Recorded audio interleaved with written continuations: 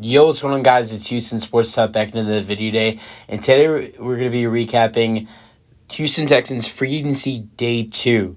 This was a really, really good day for the Houston Texans free agency, and it wasn't as long.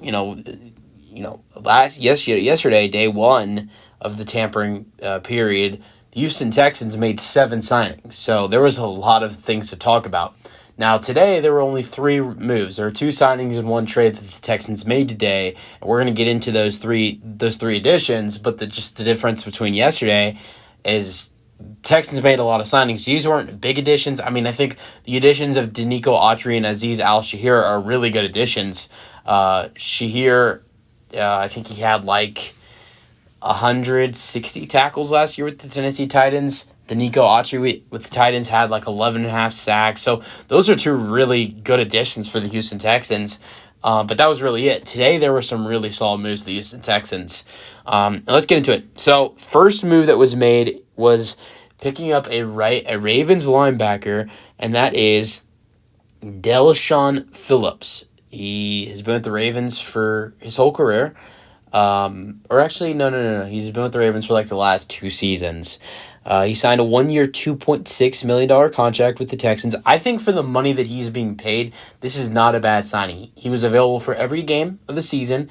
He had like 1 fumble, 1 fumble recovery, and like 20-something tackles on the year. So I think for a backup, he's a really solid addition for $2.6 million as well. The second addition, not the biggest move of the day, but a really good addition. And I got to say, the biggest thing I was frustrated with day 1 is the amount of running backs that were going off the board. It was crazy. I mean, Saquon Barkley, Josh Jacobs, all the running backs that are signed day 1. And then today, before this move is made, before the Texans trade for Joe Mixon, we see Aaron Jones sign with the Vikings. And then also you see the Ravens sign Derrick Henry. If it's not Joe Mixon that you acquire, then you're like literally your best options with free agency running backs. You're looking at Alexander Mattison, Ezekiel Elliott. There are really not a lot of options. It's like either that or go to the draft and get a running back, which I honestly think this draft class with running backs is a little bit weak. And then maybe you would try to trade for some other running back. That's what the Texans did. Joe Mixon was released yesterday by the Bengals, but instead of releasing him, the Bengals are trading him to us for a 7th-round pick, and this is a really solid addition for the Texans. Mixon just had 1,000-yard rushing season and only 217 carries. He had 9 rushing touchdowns. He had over 300 receiving yards. I think it was 370-something. He had 4 receiving touchdowns as well. So he had over 1,400 total yards. I think it was like 1,410 total yards on the year with 13 touchdowns receiving and rushing. And also on the rushing end, he only had 217 carries as well. So I really love the addition. I really do. I think it's a complete upgrade over compared to Devin Singletary last year. I love Singletary. I love Motor, but this is a great upgrade. And then the biggest addition, I don't think there's anything this offseason that can happen with this team that will that will take over this headline. This is the biggest addition. This is the biggest move of the offseason for the Houston Texans. That is signing Danielle Hunter to a 2-year, $49 million deal. I got to say, I love this deal for the Texans. Just the only thing that's a little alarming to me is that giving him $48 million guaranteed. It's like 98% of the money you're paying him is guaranteed. Like, for instance, I think I saw like a guy like Josh Jacobs who's getting paid by the Packers. He's getting a 4-year, $48 million deal, and I think I read like only $14 million of it is guaranteed.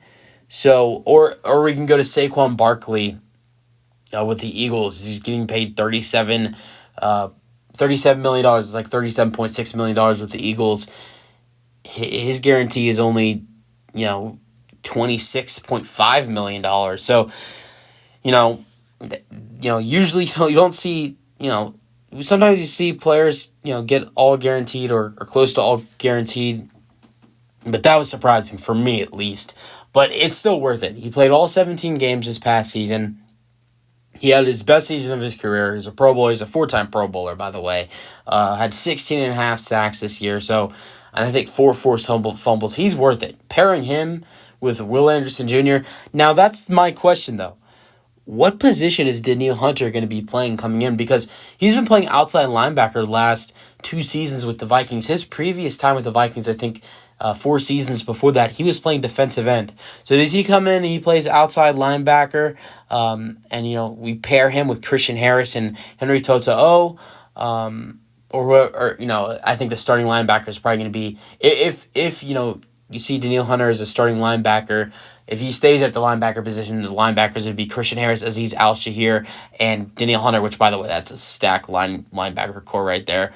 Or do you move him to the defensive end position, and him and Will Anderson are the two defensive ends? And if that happens, then you have a guy like Danico Autry, who just had an 11.5 sack season last year with the Titans, goes on the bench. Honestly, if I'm the Texans, here's what I would do. I would keep Danielle Hunter at outside linebacker because that's he just had, that successful season at outside linebacker with 16.5 sacks.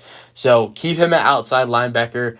Have Azeez Al-Shaair as your other linebacker with Christian Harris. So those are your 3 linebackers, and then for defensive end, you have Will Anderson and you have Danico Autry. So that way, Danico Autry and Azeez Al-Shaair are both starters. Because I think paying those 2 guys the amount of money they're being paid, Azeez Al-Shaair getting a 3-year, $34 million deal, and then also Danico Autry getting paid a 2-year, $20 million deal, both guys making double digits a year. I just think that I think that's the best way. Also, this guy, Danielle Hunter, just had his most successful season with almost 17 sacks at the outside linebacker position. I'm sure the conversation will be brought up about him potentially going back to the position he started his career at defensive end and pairing him with Will Anderson Jr. But I think keeping him at outside linebacker is good because then you have him and Azeez Al-Shaair and Christian Harris and then Danico Autry and Will Anderson Jr. as the defensive ends. And that way, Danico Autry and Azeez Al-Shaair remain starters, who are the 2 other biggest additions on the defensive side this offseason outside of Danielle Hunter. But yeah, grade today for the Texans, give me an A+. If I could, you know what? I'm not gonna give it an A+. I'm gonna give it an A++. We're giving it 2 pluses, if that's possible. Yeah, this was a great day. And I don't think this team's done. I think Nick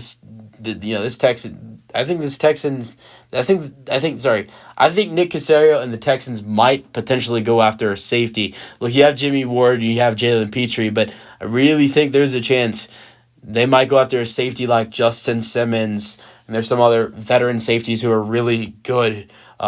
Jamal Adams, who definitely might be brought up in that conversation. So yeah, number of thoughts on Day 2 of Texans free agency in the comment section, and peace out. Go Texans.